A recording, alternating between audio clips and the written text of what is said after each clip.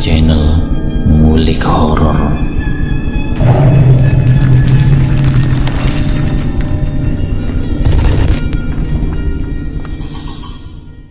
Assalamualaikum warahmatullahi wabarakatuh. Kembali lagi di channel Ngulik Horor. Channel ini menceritakan tentang kisah-kisah misteri.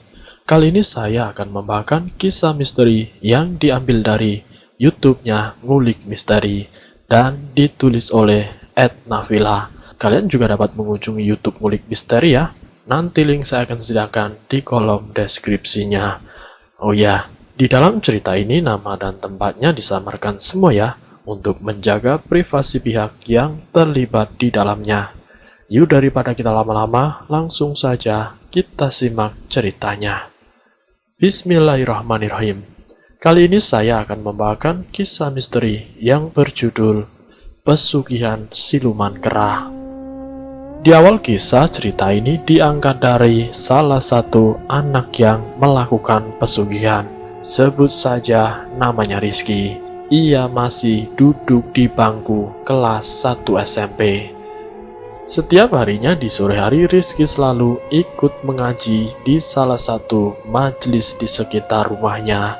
Di saat dia ikut belajar dengan Pak Kiai ini pernah menanyakan ke murid mengajinya, menurut kalian kekayaan yang dibantu dengan setan atau iblis, menurut kalian itu benar apa tidak? Tanya Pak Kiai. Di antara murid-murid ini ada yang menjawab, wah, enak dong Pak Kiai, kita tidak usah bekerja, tapi kita ada yang bantu cari uang, jadi kita bisa kaya, bisa beli mainan, ujar salah satu murid Pak Kiai. Pak Kiai yang mendengar pendapat dari salah satu muridnya ini, Pak Kiai pun akhirnya memberi penjelasan kepada murid-muridnya. Anak-anak semua, murid-muridku semua, sesuatu yang dibantu oleh iblis atau setan itu tetap disalahkan, karena itu mengandung sifat kemusyrikan. Sebaik-baik manusia adalah manusia yang berikhtiar, yang mau berusaha dan berdoa, tapi bukan kepada setan. Kita berdoa kepada Sang Pencipta, Allah Subhanahu wa Ta'ala. Jelas Pak Kiai. Dan semua murid-murid ini menjawab, oh begitu ya Pak Kiai, jawab murid-muridnya. Ya, begitulah anak-anak. Jadi kekayaan yang dibantu iblis atau setan itu tidak boleh dilakukan, musyrik namanya, ucap Pak Kiai.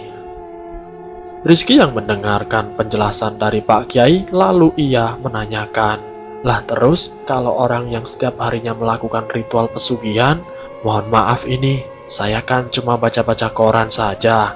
Katanya ada orang yang melakukan ritual, terus ada yang katanya pesugihan putih, terus ada yang katanya kekayaan, dibantu lewat jin. Itu menurut Pak Kiai gimana Pak? Tanya Rizky. Pertanyaan itu membuat teman-temannya bergidik ngeri. Apapun bentuknya dan hasil yang didapatkan dari bantuan setan atau iblis itu dinamakan musyrik. Kalau orang biasa bilang itu sesat. Jelas Pak Kiai. Oh, begitu ya Pak, jawab Rizky. Iya nak Rizky, ujar Pak Kiai. Rizky mendapatkan pelajaran baru di tempat dia belajar ngaji. Sepulang dari mengaji, ia langsung menemui ibunya Bu Diana. Bu, ibu hari ini masak apa? Kita makan apa Bu? Tanya Rizky. Ya seperti biasa nak, mohon maaf, cuma ada tahu sama tempe, jawab ibunya. Kok belum bisa beli yang lain Bu? Tanya Rizky. Ya ibu mohon maaf nak, ini usaha bapak sekarang keadaannya lagi turun. Sudah hampir setengah tahun, bapak pekerjaannya tidak bisa pulih. Usahanya semakin turun terus. Jadi ya mohon maaf ya nak, ibu hanya bisa menyiapkan lauk apa adanya. Jelas ibunya. Ya Bu, tidak apa-apa, yang penting masih ada nasi, kata Rizky. Tapi di sela-sela dia makan, dia menanyakan perihal yang lain. Mohon maaf ya Bu, ini tunggakan selama Rizky di sekolah belum dibayar selama 4 bulan Bu. Kira-kira kapan ya Bu mau dibayar? Soalnya Rizky malu ditanya terus sama guru-guru sekolah, apalagi setiap hari ketemu BP-nya, ungkap Rizky. Ini tunggakannya mau dibayar kapan? Sementara di sini sudah mau ujian. Nanti kalau kamu tidak melunasi tunggakannya, kamu tidak dapat kartu untuk ujian. Guru BP-nya selalu berbicara seperti itu, Bu. Kira-kira kapan ya, Bu, bayarnya? Tanya Rizky. Ibunya Rizky hanya tertunduk terdiam, bingung harus menjawab apa. Iya, nanti ya nak, kalau sudah ada, nanti ibu kasih ke kamu. Kalau keadaan bapak sudah membaik, pasti ibu segera bayar tunggakan sekolah kamu. Ibunya menjelaskan sama si Rizky seperti itu, dan Rizky hanya mengangguk saja. Ya sudah, Bu, Rizky nurut saja. Rizky pun mengambil nasi dan makan tahu tempe, melanjutkan makannya. Ibunya ini bingung mau berbicara sama bapaknya. Pak, ini tunggakan anak kita yang mau tes itu. Kalau tidak dibayar, anak kita tidak bisa ujian kenaikan kelas, Pak. Tanya ibunya. Terus bagaimana, Bu? Usaha bapak kan seperti ini. Bapak juga bingung. Ibu kan tahu, hampir setiap minggu ada orang yang datang menagih hutang.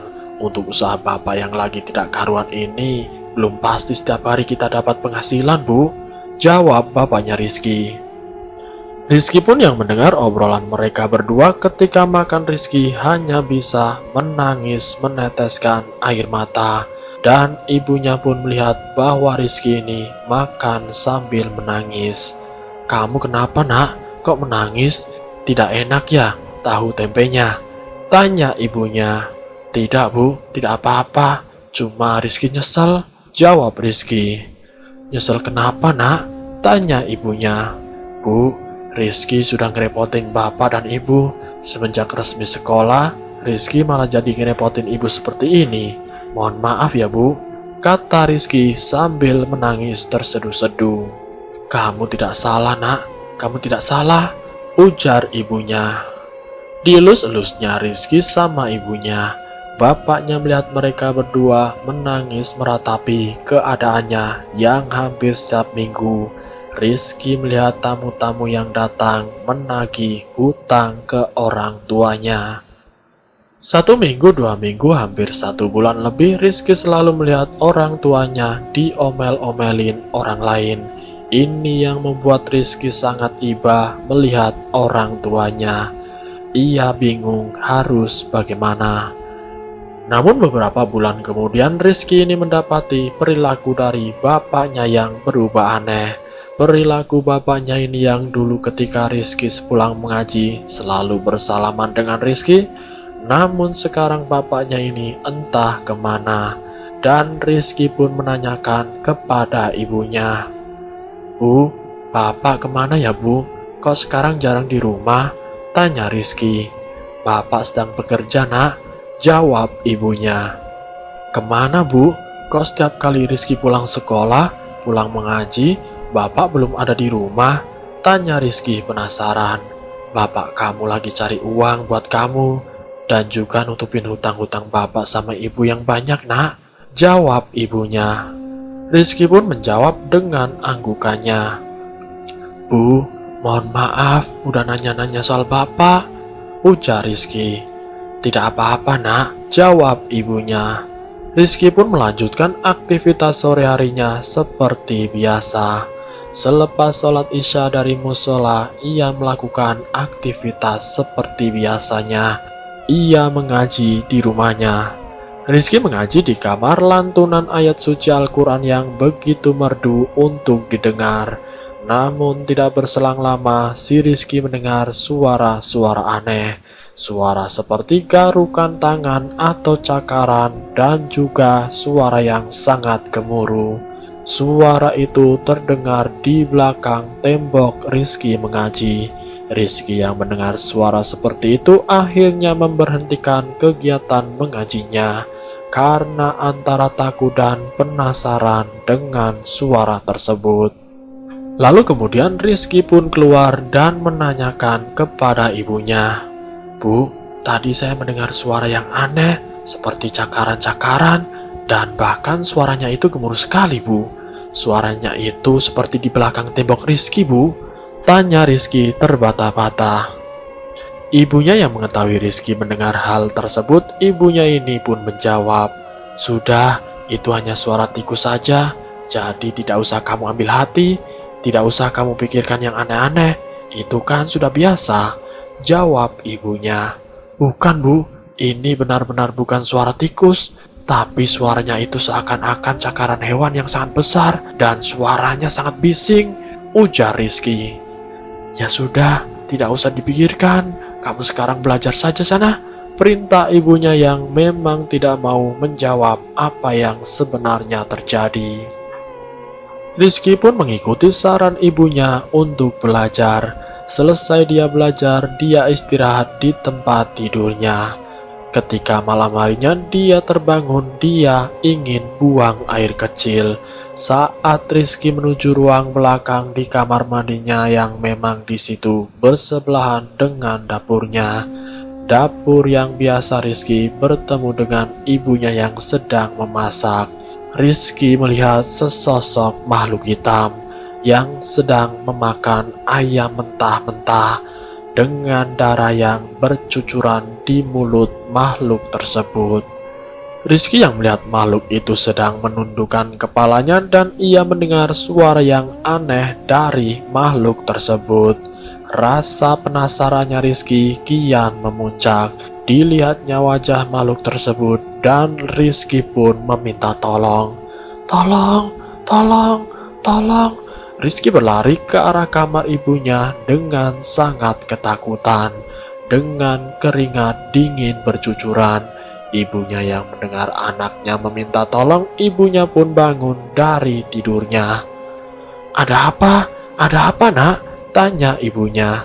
"Tadi saya melihat makhluk hitam sedang memakan ayam mentah-mentah, Bu. Wajahnya sangat menakutkan," ujar si Rizky. "Hah? Mana ada makhluk yang seperti itu, Nak? Kamu ada-ada saja. Coba kamu lihat lagi. Pasti tidak ada. Itu cuma perasaan kamu saja, Nak," jawab ibunya. "Tidak, Bu. Tadi saya melihat sendiri makhluk itu," ujar Rizky. "Sudah, kalau kamu memang tidak mau melihat itu di belakang, sekarang kamu tidur," perintah ibunya. Keesokan harinya sebelum berangkat sekolah, Rizky menanyakan tentang hal yang semalam terjadi sebenarnya. "Sebenarnya tadi malam apa sih, Bu?" Saat Rizky sedang mengaji, ada suara gemuruh. Terus ketika Rizky hendak ke kamar mandi, melihat sosok tersebut. "Itu maksudnya apa sih, Bu?" tanya Rizky penasaran. "Sudah, kamu tidak usah berpikir yang aneh-aneh. Mungkin kamu kecapean atau bagaimana. Sudah, kamu sekarang berangkat saja. Ini uang saku kamu," suruh ibunya. "Ini beneran, Bu?" Rizky yang mendapati ongkos 10.000 ini sontak saja kaget. Karena selama ini Rizky mendapatkan uang saku hanya 1.000 saja. "Ibu dapat uang dari mana? Kok banyak sekali, Bu?" tanya Rizky.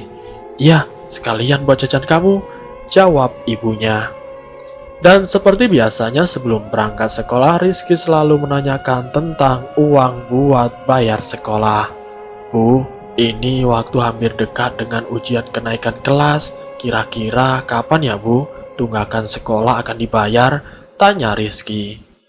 "Besok, Ibu sudah siapkan uangnya. Kamu tidak usah khawatir. Dan juga buku-buku sekolah yang belum kamu bayar, besok Ibu akan bayar semuanya. Dan juga untuk 4 bulan ke depan, langsung saya titipkan sama guru kelas kamu," jawab ibunya. Tapi Ibu itu dapat uang dari mana, Bu?" tanya Rizky penasaran. "Itu kan bapak kamu yang kerja, jadi kamu tidak usah menanyakan dari mana Ibu mendapatkan uang tersebut," jawab ibunya. Rizky yang mendengar kabar tentang tunggakan sekolahnya akan dilunasi senangnya bukan main. Karena Rizky yang memang di sekolahnya sedikit terbebani, karena teman-temannya yang lain sudah mendapatkan kartu untuk bisa melakukan ujian kenaikan kelas, sementara dirinya belum mendapatkan kartu ujian. Itu yang membuat Rizky sedikit minder. Tapi sekarang Rizky sangat senang karena dirinya besok bisa mendapatkan kartu tersebut. Karena jika tidak mendapatkan kartu ujian, maka ujiannya di luar ruangan. itu sudah menjadi aturan di sekolahnya. Rizky beraktivitas seperti biasanya. Di malam hari ini Rizky melakukan sholat malam karena mungkin si Rizky ini bersyukur karena semua tunggakan sekolahnya sudah dibayar dan sudah mendapatkan kartunya.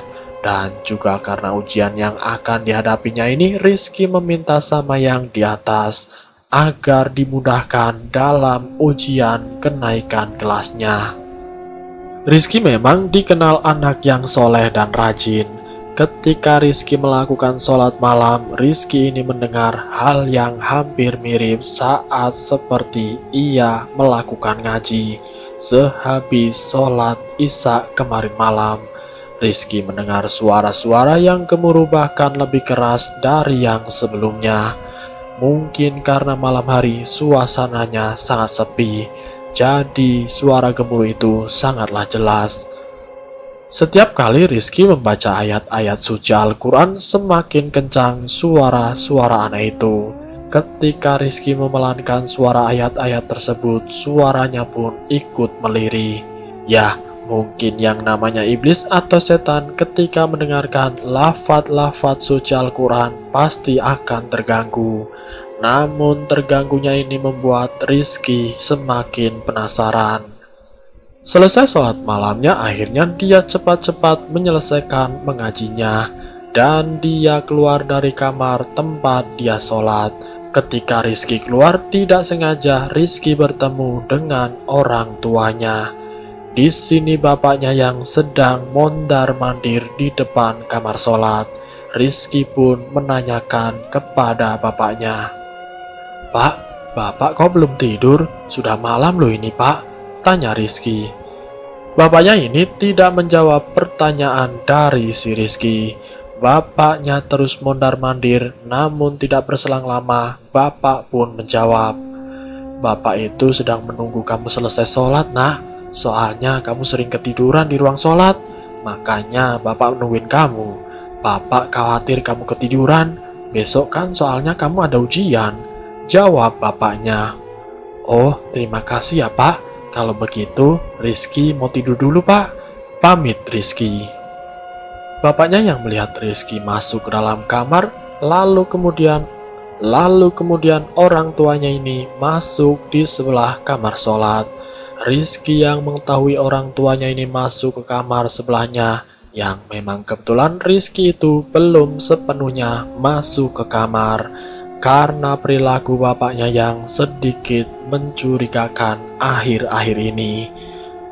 Bapaknya yang dulu dia kenal sering mengimami sholat di rumah yang sering mengajari dia mengaji, tapi 3 bulan terakhir ini tidak pernah mendapati bapaknya melakukan sholat berjamaah di rumahnya. Si Rizky yang memang belum sepenuhnya menutup pintu melihat orang tuanya masuk di kamar sebelah. Rizky ini membuntuti bapaknya masuk di kamar sebelah. Loh, bukannya kamar itu yang bergemuruh, yang sangat bising sekali, seperti suara-suara cakaran yang sangat aneh, gumam Rizky dalam hati. Rizky penasaran dan kebetulan memang belum ngantuk karena dia baru saja melakukan sholat malam. Dia pun memberanikan diri mengikuti bapaknya yang masuk ke kamar tersebut. Dengan mengendap-endap, Rizky berusaha pelan agar tidak diketahui orang tuanya. Kebetulan kamar yang dimasuki bapaknya ini tidak terkunci rapat. Rizky mencoba membuka pelan pintu tersebut. Cahaya yang berada di kamar tersebut sangat minim. Dengan keadaan seperti itu membuat Rizky tidak bisa melihat apa-apa. Rizky mencoba membuka pintu itu lebih lebar lagi agar bisa melihat dengan jelas. Ketika Rizky mencoba untuk lebih masuk lagi, Rizky melihat orang tuanya sedang duduk di atas meja, seakan-akan orang tuanya sedang sujud. Rizky yang melihat perilaku orang tuanya yang aneh akhirnya membuka pintu selebar-lebarnya. Rizky yang melihat orang tuanya dalam keadaan sudah di atas meja, dan bahkan Rizky melihat ada banyak kera-kera yang mengelilingi orang tuanya. Rizky membuka pintunya dengan kerasnya, membuat bapaknya Rizky ini kaget ketika dia menyembah siluman kera tersebut. Bapaknya 1, 2, 3 kali dipanggil sama Rizky, namun tetap dia dalam keadaan sujud. Sementara di hadapan Rizky ini banyak kera-kera yang mengelilingi orang tuanya. Rizky antara berani dan tidak, dia mendekati orang tuanya dengan apa yang dia yakini. Dia mengucapkan bismillah dan mengucapkan doa-doa yang ia bisa, yang membuat kera-kera itu menghilang dalam sekejap.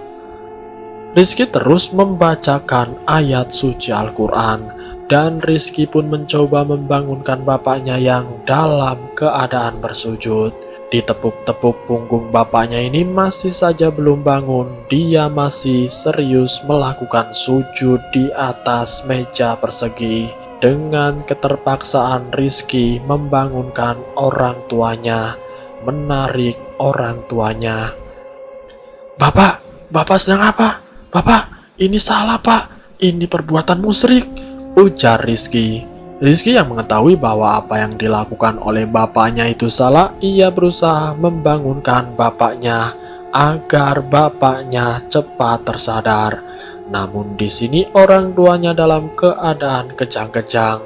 Rizky yang melihat orang tuanya tidak bisa bergerak karena posisinya di dalam sudut segitiga.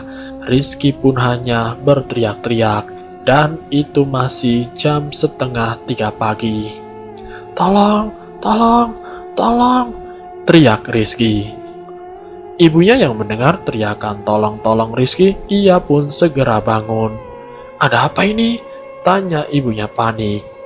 Bu, bapak bu, ini bu, bapak tampak seperti ini mulutnya, ujar Rizky. Ibunya yang melihat suaminya yang memang keadaannya sangat kaku dengan mulutnya berbusa, bingung harus bagaimana. Bagaimana ini? Ujar istrinya. Ibunya sudah sangat khawatir melihat kondisi suaminya. Ibunya bingung harus mencari pertolongan kemana dengan jam yang masih sangat pagi-pagi buta. Dan Rizky yang mengingat Pak Kiainya, ia langsung bergegas ke sana untuk meminta bantuan Pak Kiai. Assalamualaikum, Pak Kiai. Rizky mengetuk pintu yang tidak ada hentinya dan tidak ada jedanya, yang membuat Pak Kiai pun terbangun. Waalaikumsalam, ada apa? Ada apa nak Rizky? Jawab Pak Kiai. Orang tua saya pak, orang tua saya kejang-kejang dengan badan kaku dan mulutnya berbusa Pak Kiai, ujar si Rizky. Apa yang terjadi dengan bapak kamu nak? Tanya Pak Kiai. Bapak saya tadi duduk di atas meja dan di sekelilingnya bapak ini banyak siluman kera, jawab si Rizky.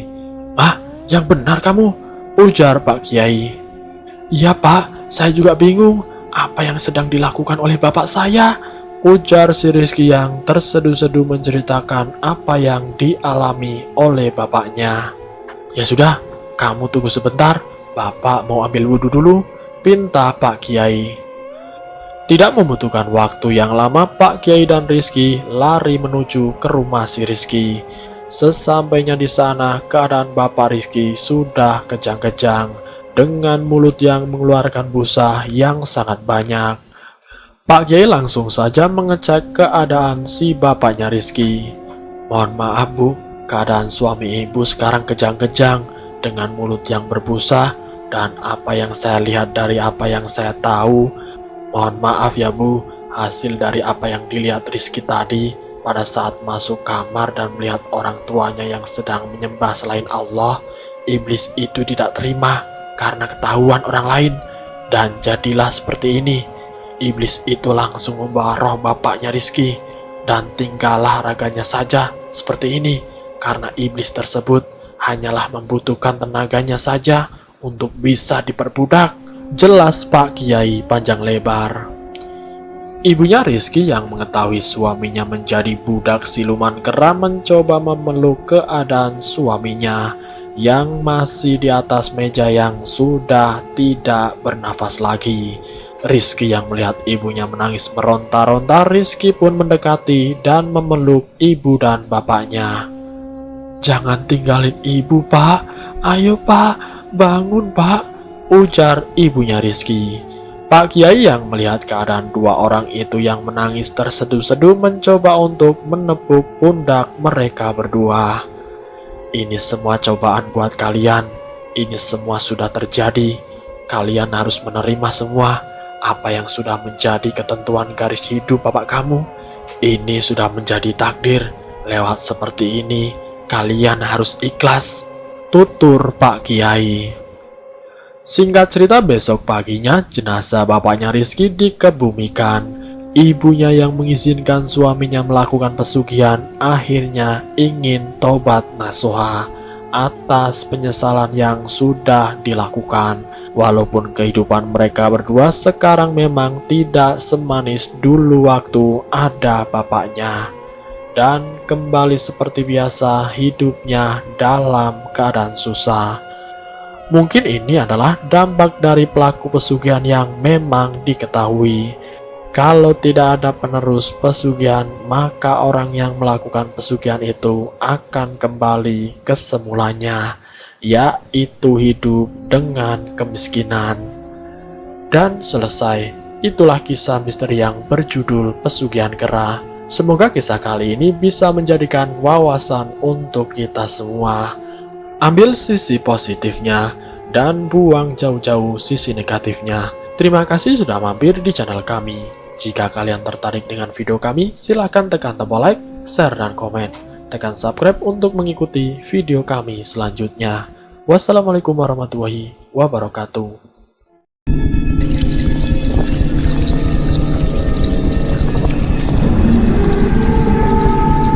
Selamat datang di channel Ngulik Horor.